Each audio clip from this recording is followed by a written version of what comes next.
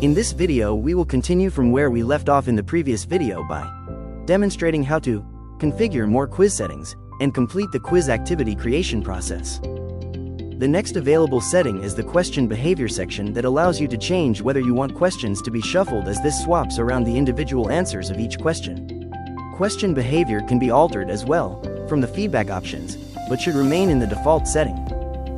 The review options allow you to set exactly when and what you want the test taker to be able to review when interacting with the quiz. The first column affects what they can see during the attempt. The second column affects what they can see after the attempt. The third column lets you review the quiz as long as it is available and open. The fourth column allows you to review the quiz when the quiz is unavailable. The appearance settings enables the quiz creator to change the visual aspects of the quiz, such as showing the taker's profile picture and decimal places in grades and marks for questions. These settings should be left as is.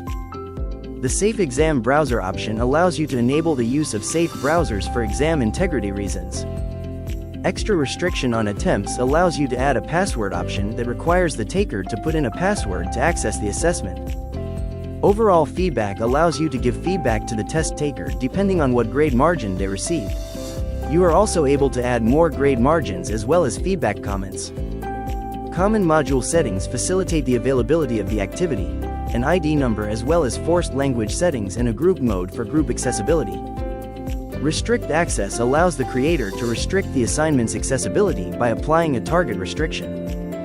Completion conditions lets the quiz creator select whether to track the assignment's completion as well as enforce a specific deadline for when completion should be expected. The tags setting allows you to add specific tags to the assignment. This allows you to specify or differentiate between specific assignments if needed. When you are done customizing the quiz, locate and click the Save option at the bottom of the display.